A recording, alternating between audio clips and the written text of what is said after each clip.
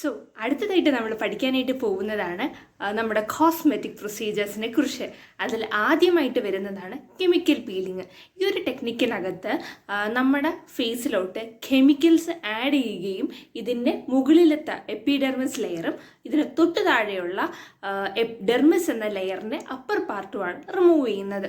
ഇനി എത്ര ഡെപ്തിലാണ് ആ പീൽ ഓഫ് ചെയ്യേണ്ടത് എന്നതിനനുസരിച്ചാണ് നമ്മൾ ആ എമൗണ്ട് ഓഫ് കെമിക്കൽസ് ആഡ് ചെയ്യുന്നത്.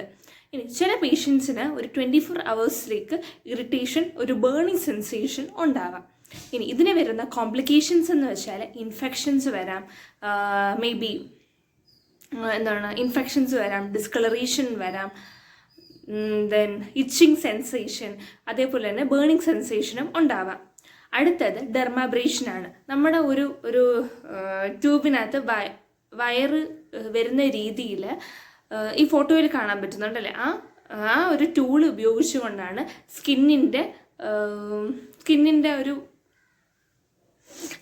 ട്രീറ്റ്മെൻറ്റ് നടത്തുന്നത്. ഇത് ആക്നെക്ക് ചെയ്യാറുണ്ട്, പിന്നെ യൗവനം നിലനിർത്താനായിട്ട് ചിലവർ ചെയ്യാറുണ്ട്, സ്കാറിങ് ഒക്കെ ഉണ്ടെന്നുണ്ടെങ്കിൽ ഒക്കെ ചെയ്യാം. ഇനി പ്രൊസീജിയറിന് മുമ്പ് തന്നെ നമ്മൾ പേഷ്യൻറ്റിനോട്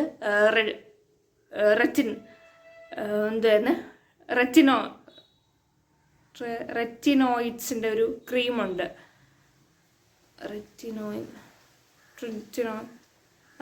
റെറ്റിനോയിഡ്സിൻ്റെ ഒരു ക്രീമുണ്ട്. അപ്പോൾ പ്രീ പ്രൊസീജിയറായിട്ട് നമ്മൾ ഇതിനെ ഒരു റെറ്റിനോയിഡ്സിൻ്റെ ഒരു ക്രീമുണ്ട് 2 മുതൽ 3 ആഴ്ച മുമ്പ് തന്നെ ഉപയോഗിക്കാനായിട്ട് പറയും. ആൻഡ് ദെൻ അവർ ഇതോടൊപ്പം തന്നെ എന്നാണ് ഇനി അടുത്തതായിട്ട് കൊണ്ട് കാണിക്കേണ്ടത് എന്ന് കൂടി പറയുന്നുണ്ട്. ദെൻ പ്രൊസീജിയർ പറഞ്ഞു, പ്രീ പ്രൊസീജിയർ പറഞ്ഞു. ഓക്കെ, ഇവിടെയും എപ്പിഡെർമിസും അതേപോലെ തന്നെ ഇതിന് തൊട്ട് താഴെയുള്ള ഡെർമിസ് ലെയർ റിമൂവ് ചെയ്യുന്നുണ്ട്. ദെൻ പ്രീ പ്രൊസീജിയറിൻ്റെ കാര്യം പറഞ്ഞു. ഫേഷ്യൽ റീകൺസ്ട്രക്ഷൻ സർജറിക്കകത്ത് പേഷ്യൻ്റെ ഈ ഒരു ഫേസിൻ്റെ തന്നെ ലോവർ 2/3 പോർഷനും നെക്കിൻ്റെ ആ ഒരു പോർഷനുമാണ് റിമൂവ് ചെയ്യുന്നത്.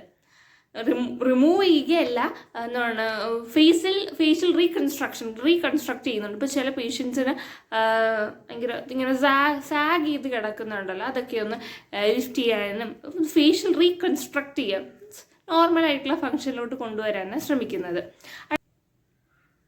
ഓക്കെ, അടുത്തയാണ് ഫേഷ്യൽ റീകൺസ്ട്രക്ഷൻ ട്രീറ്റ്മെൻറ്റ്. ഇതെന്ന് വെച്ചാൽ നമ്മുടെ നോർമലായിട്ടുള്ള ഫങ്ഷനിൽ നിന്നും മേ ബി വ്യത്യാസങ്ങൾ ഉണ്ടാവാം. ചില ഫേസ് നല്ല സാഗ് ചെയ്ത് കിടക്കുക, അല്ലെങ്കിൽ റോഡ് ട്രാഫിക് ആക്സിഡൻറ്റിൻ്റെ സമയത്ത് എന്തെങ്കിലും ഒരു തരത്തിലുള്ള ഒരു ഡാമേജ് സംഭവിക്കുമ്പോഴൊക്കെ നമ്മൾ ഈ ഒരു ടെക്നിക്ക്, ഫേഷ്യൽ റീകൺസ്ട്രക്ഷൻ ടെക്നിക്കാണ് ഫോളോ ചെയ്യുന്നത്. ഇനി ഫേസ് ലിഫ്റ്റ് ടെക്നിക്കുണ്ട്. അതായത് നമ്മുടെ ഫേസിൻ്റെ താഴെയുള്ള 2/3 പോർഷനും അല്ലെങ്കിൽ നെക്കിൻ്റെ ആ ഒരു റീജനൊക്കെ ഒന്ന് റീകൺസ്ട്രക്ട് ചെയ്തൊന്ന് ലിഫ്റ്റ് ചെയ്തെടുക്കുക ചെയ്യുന്നത്. ഇനി അടുത്തത് നമ്മൾ ഫേസ് ലിഫ്റ്റിൻ്റെ കാര്യം, റിറ്റിഡക്ടമിക്കകത്ത് ഫേസ് ലിഫ്റ്റ് ചെയ്യുമല്ലോ, അപ്പോൾ ഇവിടെ കിടക്കുന്ന ആ ഒരു സൊള്ളനായിട്ടുള്ള ഇതൊക്കെ ഒന്ന് റിമൂവ് ചെയ്യും. ഇനി അടുത്തത് നമ്മുടെ ഐലിഡ്സിൻ്റെ ബ്ലിഫാരക്ടമി ബ്ലിഫാരോ അടുത്തതാണ് ഫേഷ്യലിനകത്ത് വരുന്ന ബ്ലിഫാരോപ്ലാസ്റ്റി. ഈ ഒരു ടെക്നിക്കിനകത്ത് പിന്നെ ഈ കണ്ണിൻ്റെ താഴെയുള്ള ആ ഒരു ഐലിഡുമായിട്ട് ബന്ധപ്പെട്ട് കുറച്ചിങ്ങനെ സാഗ് ചെയ്ത് കിടക്കും, അതൊക്കെ ഒന്ന് റിമൂവ് ചെയ്യാനായിട്ട് നമ്മളെ സഹായിക്കുന്നുണ്ട്. ഓക്കെ, ഇത് എന്തെങ്കിലും ഫീൽഡ് ഓഫ് വിഷനൊക്കെ ബുദ്ധിമുട്ട് വരുന്ന സമയത്ത് നമ്മൾ ഈ ഒരു പ്രൊസീജിയർ ചെയ്യുന്നത്. Then maybe chances of ഹെമറ്റോമയൊക്കെ ഉണ്ടാവാം. അടുത്ത ലിപ്പോസെക്ഷൻ എന്ന് പറയുന്ന ഒരു പ്രൊസീജിയറാണ്. ഇതെന്ന് പറയുന്നത് നമ്മുടെ ബോഡിയിലുള്ള എക്സസ് ആയിട്ടുള്ള ഫാറ്റ് റിമൂവ് ചെയ്യുന്നത്. ജനറലി ഇപ്പം വയറാണെന്നുണ്ടെങ്കിൽ അതിൻ്റെ അകത്തു നിന്നുള്ള ഫാറ്റൊക്കെ റിമൂവ് ചെയ്യും.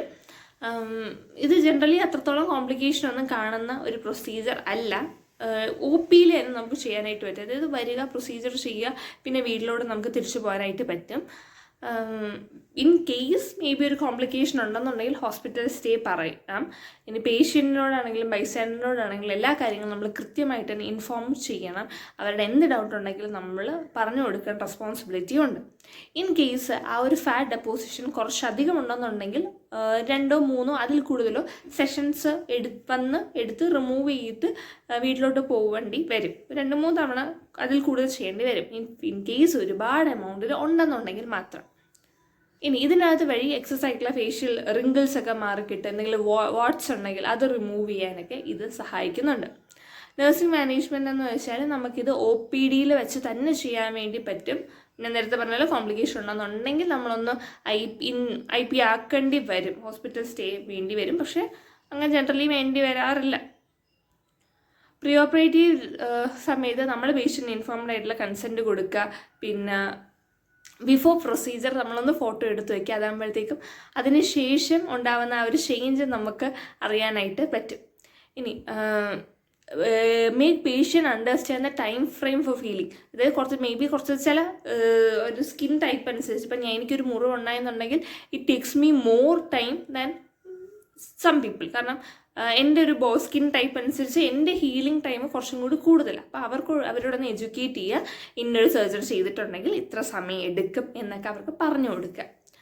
ദെൻ ചില ആളുകൾക്ക് ആ ഒരു വൂണ്ട് കംപ്ലീറ്റ്ലി ഹീലാവാൻ തന്നെ ഒരു 1 വീക്ക് എടുത്തേക്കാം എന്നൊക്കെ. പിന്നെ പോസ്റ്റ് ഓപ്പറേറ്റീവ് സമയത്ത് ഇൻഫെക്ഷൻസ് വരാം, മേ ബി പെയിൻ വരാനുള്ള ചാൻസ് ഒക്കെ ഉണ്ട്. അടുത്തത് എയർവേ എങ്ങനെ പ്രോപ്പറായിട്ട് മെയിൻറ്റെയിൻ ചെയ്യുക എന്നതാണ്.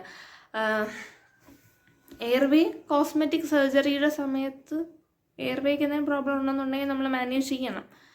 പിന്നെ എന്തെങ്കിലും ഒരു സ്വെല്ലിങ് ഇൻഫ്ലമേഷനൊക്കെ ആണെന്നെങ്കിൽ നമുക്ക് ഹോട്ട് ആൻഡ് കോൾഡ് കംപ്രഷൻസ് ഉപയോഗിക്കാം.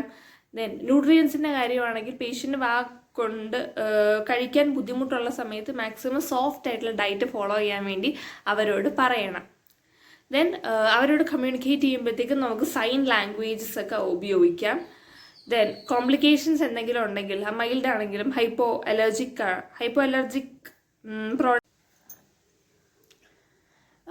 Monitoring and maintenance of complication. നമുക്കിപ്പം സോപ്പ് തന്നെ നോൺ സോപ്പ് ക്ലെൻസേഴ്സും അതേപോലെ തന്നെ മണമില്ലാത്ത ഫ്രാഗ്രൻസ് ഫ്രീ മോയ്സ്ചറൈസേഴ്സും അവൈലബിൾ ആണെന്നുണ്ടെങ്കിൽ അത് ഉപയോഗിക്കാം. പിന്നെ ഡയറക്റ്റ് ആയിട്ടുള്ള സൺ കോണ്ടാക്റ്റ് വരാതിരിക്കുന്നതാണ് നല്ലത്. പിന്നെ മൈക്രോ ഡെർമാബ്രേഷന് ശേഷമാണെന്നുണ്ടെങ്കിൽ maybe a chance of hyperpigmentation ഉണ്ടാവാനൊരു സാധ്യത ഉണ്ട്. ഇനി കോസ്മെറ്റിക് പ്രൊസീജിയേഴ്സിന് ശേഷവും അല്ലെങ്കിൽ ഫേസ് ലിഫ്റ്റിന് ശേഷം റൈനോ പ്ലാസ്റ്റിക്ക് ശേഷം ഐലിഡ് റൈനോ പ്ലാസ്റ്റിക്ക് ശേഷമൊക്കെ ഉള്ള കാര്യം, ഒരു സ്വെല്ലിംഗ് ഉണ്ടാവുന്നെന്നുണ്ടെങ്കിൽ നമുക്ക് if there is a swelling നമുക്ക് ഐസ് അല്ലെങ്കിൽ കോൾഡ് കംപ്രഷൻ യൂസ് ചെയ്യാം. ഇനി മേക്കപ്പ് ആഫ്റ്റർ സർജറിക്ക് ശേഷം ഉള്ള മേക്കപ്പ് ഓപ്പൺ ആയിട്ട് if there is no open wound ഇല്ല എന്നുണ്ടെങ്കിൽ നമുക്ക് 2 ദിവസത്തിന് ശേഷം മേക്കപ്പ് യൂസ് ചെയ്യാവുന്നതേ ഉള്ളൂ. ഇനി അതും ഡോക്ടറിൻ്റെ കൺസൾട്ടേഷനോട് കൂടി. ചില ആളുകൾ എക്സ്ട്രാ നോസ് ഇപ്പം തന്നെ നമുക്ക് നോർമലി നോസ് ഉണ്ട്, ആക്സിഡൻറ്റ് പറ്റിക്കഴിഞ്ഞാൽ നോസിന് ഒക്കെ പ്രശ്നം വരില്ലേ, അപ്പം അത് നമ്മൾ പുതിയ ഒരു നോസ് പോലെ ഇരിക്കുന്ന നോസിനൊരു റീകൺസ്ട്രക്ഷൻ കൊടുക്കും. അതാണ് നോസിനകത്ത് ചെയ്യാൻ പറ്റുക സിലിക്കൺ നോസ് പ്രോസ്തസിസ്.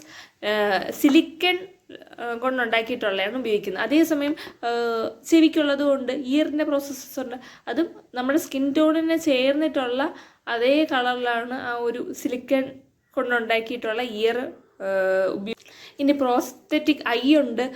നമ്മുടെ കൈബോളൊക്കെ കംപ്ലീറ്റ്ലി ഡാമേജ്ഡ് ആണെന്നുണ്ടെങ്കിൽ ചിലപ്പം കണ്ണിന് കാഴ്ച കിട്ടുമെന്ന് നോട്ട് ഷുവർ. കാരണം 2022 നമ്മൾ ആദ്യമായിട്ട് ഐബോളിൻ്റെ ഒരു സർജറി ചെയ്യുന്നത്. പക്ഷേ അന്ന് ചെയ്ത ആൾക്ക് കണ്ണിൻ്റെ ആ ഒരു സ്ട്രക്ചർ കിട്ടിയിട്ടുണ്ടെങ്കിലും ഒപ്റ്റിക് നെർവിന് ഡാമേജ് വന്നതുകൊണ്ട് കണ്ണ് കാണാനൊന്നും ഇതുവരെ അങ്ങനെ പറ്റിയിട്ടില്ല. പക്ഷെ നമുക്ക് ആ ഒരു സ്ട്രക്ചർ അവർക്ക് കിട്ടും. അപ്പോൾ അവരുടെ ഒരു കോൺഫിഡൻസ് ഇമ്പ്രൂവ് ചെയ്യാനും നമ്മളെ കൊണ്ട് സാധിക്കും. ഇനി ലീഗലായിട്ടുള്ള ആസ്പെക്റ്റ് എന്ന് വെച്ചാൽ നമ്മൾ പേഷ്യൻ്റ് ഇൻഫോംഡ് കൺസെൻറ്റ് മേടിക്കണം. നമ്മൾ ആ പേഷ്യൻ്റെ ഫോഴ്സ്ഡ് ആയിട്ടല്ല ചെയ്യുന്നത്, അവരുടെ ഇഷ്ടപ്രകാരം ആണ് ചെയ്യുന്നതെന്നും എല്ലാ കാര്യങ്ങളും നമ്മൾ കൃത്യമായിട്ട് പ്രൊസീജിയേഴ്സ് എക്സ്പ്ലെയിൻ ചെയ്തും കൂടി കൊടുക്കണം. Then cosmetic surgeries on minor, കുഞ്ഞു പിള്ളേർക്കാണെന്നുണ്ടെങ്കിൽ അവരുടെ കൺസെൻറ്റ് മേടിക്കുക, കൂടെ മാതാപിതാക്കളുടെ ചോദിക്കുക. നമ്മൾ ഇൻഫർമേഷൻ കൊടുക്കുന്നത് വഴി എന്തൊക്കെ റിസ്ക് ഫാക്ടേഴ്സാണ്, റിസ്ക് വരാം എന്നതിനെക്കുറിച്ചൊക്കെ പറഞ്ഞു കൊടുക്കുക. ഇതെല്ലാമാണ് നമ്മൾ കുഞ്ഞു കുട്ടികൾക്ക് ചെയ്യുന്ന കാര്യങ്ങൾ. അപ്പോൾ എന്തൊക്കെയാണ് വരുന്നത്?